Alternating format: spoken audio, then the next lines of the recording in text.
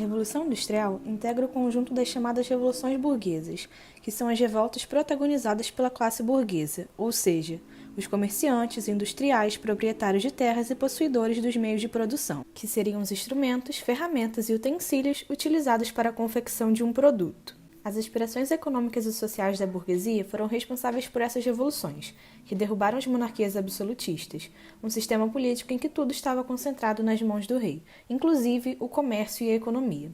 Então, nesse período, as monarquias absolutistas controlavam as empresas, definiam o que seria produzido e limitavam o acesso da burguesia aos negócios da indústria. Assim, com o fim do absolutismo se desenvolvem governos com leis, normas e impostos favoráveis ao comércio. É durante esse processo que se desenvolve também uma sociedade liberal em que se prega a liberdade, os direitos dos homens, o livre mercado e o direito à propriedade privada, ou seja, o direito do indivíduo de possuir algo, o que antes era limitado aos poderes do Estado. Assim, junto com a Revolução Inglesa, a Americana e a Francesa, e sob influência de princípios iluministas de liberdade, igualdade e fraternidade, as revoluções burguesas marcam a transição da era moderna para a era contemporânea, período ainda em vigência.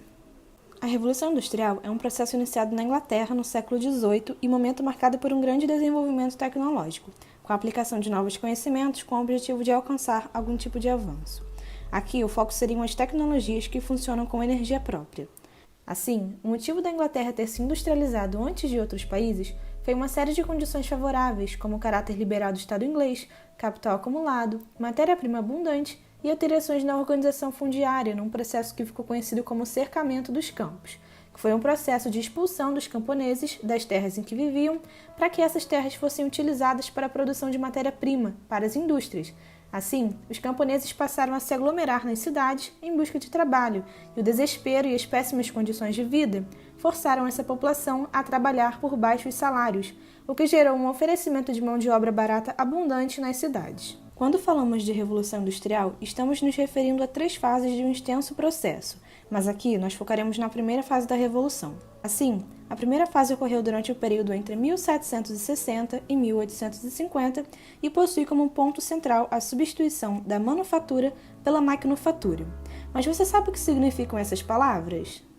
Na manufatura, a produção era dividida em diferentes etapas, cada qual realizada por um trabalhador que contava com o auxílio de ferramentas e algumas máquinas simples que não eram deles, e recebiam em troca um salário. Já no modo da maquinofatura, a máquina começa a substituir o trabalhador nessas etapas, e a tarefa do trabalhador era controlar a máquina e zelar por sua manutenção. Então, com a substituição da manufatura pela maquinofatura, tem-se a menor utilização do trabalho humano e a introdução de máquinas capazes de realizar esse trabalho com maior precisão e em menor tempo.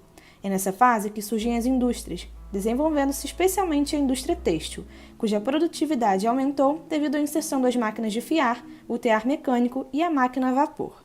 Então, dentre as mudanças da primeira fase da Revolução Industrial, podemos citar a substituição da energia produzida pelo homem por energias como vapor, eólica e hidráulica, a utilização do carvão como fonte de energia, o desenvolvimento da máquina a vapor e o desenvolvimento de ferrovias e locomotivas, que aumentaram a capacidade de circulação de mercadorias e pessoas. Em última instância, a Revolução Industrial significou a substituição do homem pela máquina, consolidando o processo de formação do capitalismo.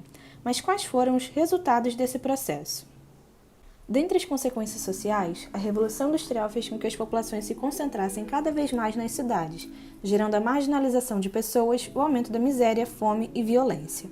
Além disso, também fomentou o trabalho infantil e feminino.